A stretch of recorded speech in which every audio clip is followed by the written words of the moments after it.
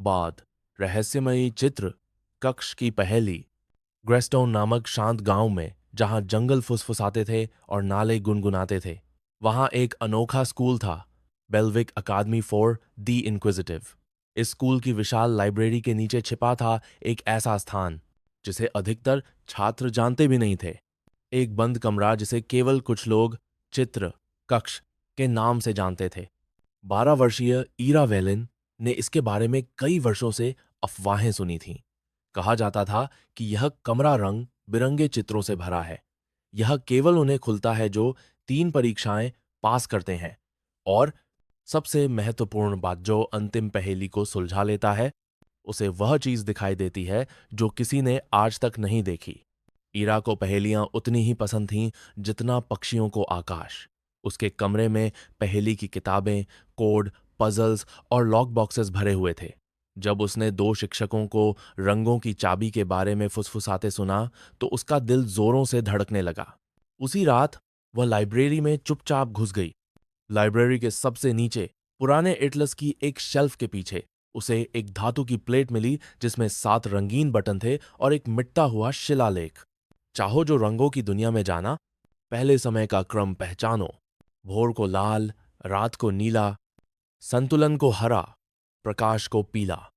ईरा ने सोचा है केवल रंगों की बात नहीं है, यह क्रम की बात है। उसने बटन दबाए। लाल, पीला, हरा, नीला। एक हल्की सी क्लिक की आवाज आई और प्लेट पीछे सरक गई। पीछे थी एक नीचे जाती गोल सीढ़ी। पहली परीक्षा, प्रतिध्वनि की गैलरी। सीढ़ियों के अंत में एक लंबा पत्थर का गलियारा था, दियों की मध्यम रोशनी में नहाया हुआ। दीवार पर 12 नक्काशीदार चेहरे थे, जिनके नीचे स्पीकर जैसे मुंह बने थे। जैसे ही ईरा आगे बढ़ी, एक गूंजती आवाज आई। मैं बोलती हूं बिना मुंह के, सुनती हूं बिना कान। मेरा कोई शरीर नहीं, फिर भी डर से होती हूं जान। बताओ मैं कौन? ईरा फुसफुसाई। प्रतिध्वनि, एको। फर्श में एक हल्का कंपन हुआ और एक मुंह खुल गया, पीछे एक पत्थर का दरवाजा। दूसरी परीक्षा, बदलते रास्तों का बगीचा। उसके बाद ईरा पहुंची एक कक्ष में जो बैलों, काई और चमकते फूलों से भरा था। छत जल की तरह हिलती सी दिख रही थी। केंद्र में एक सूर्य घड़ी जैसा मंच था जिससे 4 रास्ते निकलते थे। हर रास्ते के पास एक पत्थर पर एक पहेली लिखी थी। ईरा ने उन्हें पढ़ा। 1, मुझे लो और मैं और भारी हो जाऊं। 2, मैं हमेशा उड़ती हूं, फिर भी पंख नहीं। 3, मैं कुछ नहीं मापती पर सब बता देती हूं। 4, मुझे लेने से पहले दिया जाता है। ईरा मुस्कुराई। ये तो क्लासिक पहेलियां हैं। उसने तीसरी को देखा। मैं कुछ नहीं मापती पर सब बता देती हूं। यह तो घड़ी, क्लॉक है। वह उस रास्ते पर चली। जमीन ने प्रकाश से उसका स्वागत किया। सही उत्तर। रास्ता एक पुल में बदल गया और वह काले अंधकार को पार करके अगले कमरे में पहुंची। चित्र कक्ष। ईरा हैरान रह गई। कमरा एक रंगीन गुंबद की तरह था। दीवारें और छत हर तरफ से चलती हुई चित्रों से भरी थीं। पेड़ों की शाखाओं पर घड़ियां टंगी थीं। नदियां ऊपर की ओर बह रही थीं। आकाश में आंखें झपक रही थीं। दीवारें मानो सांस ले रही हों। केंद्र में एक चबूतरा था जिस पर एक घन क्यूब रखा था। हर तरफ 9 चौकोर टाइल्स थीं।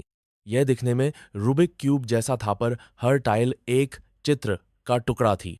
नीचे लिखा था, जो टूटा है उसे जोड़ो, तब आत्मा का रहस्य उभरेगा। चित्रों की कहानी को पंक्तिबद्ध करो और सत्य सामने आएगा। ईरा ने काम शुरू किया। यह रंगों का नहीं बल्कि चित्रों का मेल था। वो एक एक करके चित्रों को मिलाने लगी। सही जोड़ने पर कमरा हल्का सा कांपता। पहले सूरज और चांद मिले, फिर कोआ शाखा पर बैठा, फिर नदी नीचे बहती दिखाई दी। जैसे ही आखिरी चित्र पूरा हुआ, घन चमकने लगा। दीवारें धड़कने लगीं। फिर चित्र जीवित हो गए। ईरा खुद को एक पहाड़ी पर खड़ी पाई चित्रों की दुनिया में। मैस स्मृति का दृश्य। उसने देखा एक छोटी ईरा, लगभग 6 साल की, अपनी माँ की गोद में बैठी थी। माँ उसे पहली पहली समझा रही थी। हर पहेली एक कहानी है जो खुद को छुपाती है, माँ ने कहा, और हर कहानी एक रहस्य है जो सुलझाए जाने की प्रतीक्षा में है। ईरा की आंखें भर आईं। वह पल जो भुला दिया गया था, अब जीवित हो गया। धीरे धीरे सब कुछ फिर चित्र बन गया। ईरा फिर चित्र कक्ष में थी। घन अब शांत था। दरवाजे की नक्काशी बदल चुकी थी। वह याद कर पाई, इसलिए कमरा भी उसे याद रखेगा। ब्लैंक्स, वापसी। जब ईरा ऊपर लौटी, सीढ़ी अपने आप गायब हो गई। बाहर की दुनिया वैसी ही थी, पर वह बदल चुकी थी।